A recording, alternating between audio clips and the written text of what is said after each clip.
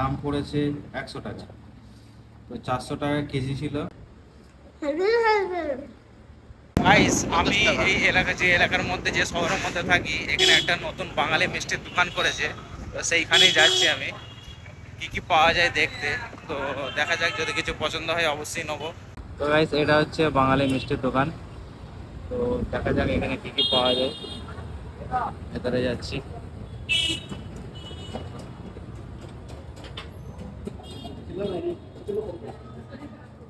এখানে অনেক ধরনেরই মিষ্টি আছে আর তার দামটাও তোমাদেরকে দেখাবো। তো এখানে মিষ্টির দোকানটা হয় মানে একটু বেশ ভালো লাগছে। অনেক কিছু নেয়ার আছে, তো এখন আজকে নেবো না, একটু কম করে নিয়ে আসি, যদি ভালো লাগে মানে আবার বেশি করে নিয়ে যাবো। তো চলো তোমাদেরকে এক একটা মিষ্টি দেখাই আর মিষ্টির দাম তোমাদেরকে দেখাই।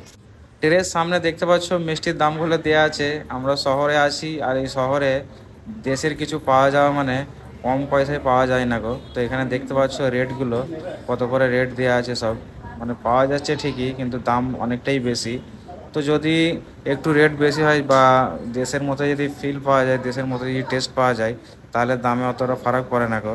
যেহেতু আমরা শহরের মধ্যে পাচ্ছি, এটাই বড় কথা। মিষ্টির দামগুলো দেখে তোমরা কিন্তু ভিডিওর শেষে একটা অবশ্যই কমেন্ট করে দিও যে মিষ্টির দামগুলো তোমাদেরকে ঠিক লাগছে না বেশি।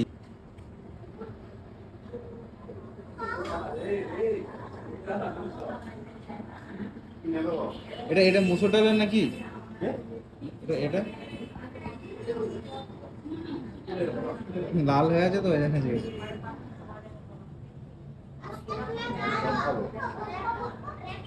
চলো না।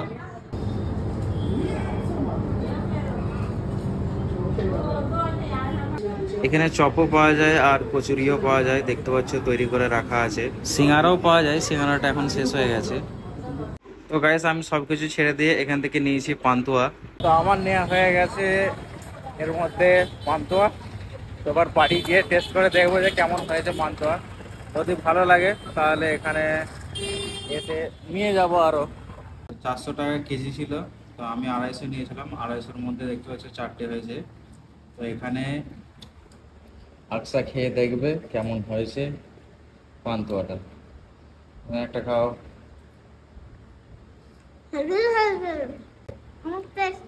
ঠিক আছে, তুমি একটা নাও।